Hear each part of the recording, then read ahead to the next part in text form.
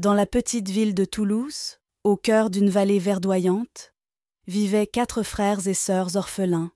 Émile, 16 ans, Léa, 14 ans, Gabriel, 12 ans, et Clémence, 10 ans.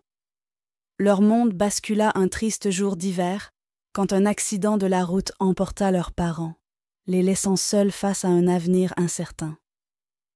Émile, avec une maturité au-delà de son âge, prit les rênes de la famille.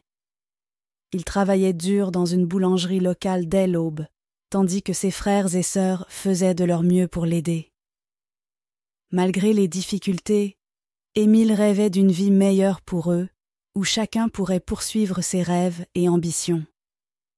Grâce à son dévouement inébranlable et à l'aide de quelques personnes bienveillantes de Toulouse, les enfants réussirent à obtenir une bourse pour étudier dans une prestigieuse école de la ville. Les années passèrent, et contre toute attente, ils brillèrent chacun dans leur domaine. Léa devint une brillante scientifique, Gabriel, un artiste reconnu, et Clémence, une avocate passionnée. Cependant, à la fin de leurs études, alors que la réussite semblait enfin à portée de main, une tempête éclata au sein de la fratrie. Influencés par des amis et aveuglés par leur nouveau statut social, Léa, Gabriel et Clémence tournèrent le dos à Émile, le jugeant trop simple et trop attaché à leur passé commun. Ils l'abandonnèrent, le laissant seul, sans famille, dans les rues de Toulouse.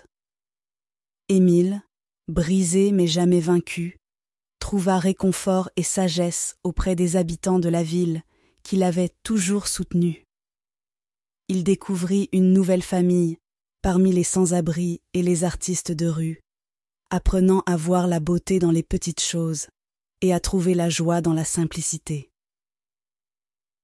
Les années passèrent, et les frères et sœurs, chacun sur leur chemin, commencèrent à ressentir un vide dans leur vie. Ils réalisèrent peu à peu l'erreur qu'ils avaient commise en reniant leur aîné. Un à un, ils retrouvèrent la trace d'Émile, espérant trouver le pardon. Lors d'une soirée sous les étoiles, dans le cœur de Toulouse, la fratrie se réunit enfin.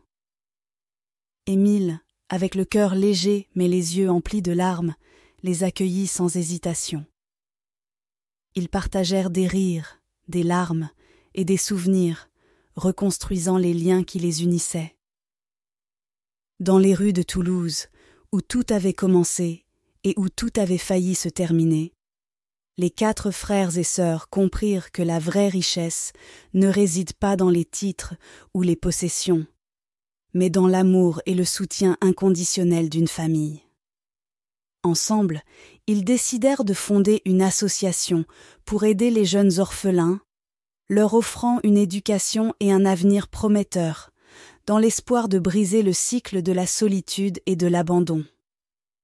Ainsi, les étoiles de la rue naquirent, non seulement comme un symbole de leur parcours, mais aussi comme un phare d'espoir pour ceux qui, comme eux, avaient un jour tout perdu, pour finalement tout retrouver dans l'unité et l'amour familial.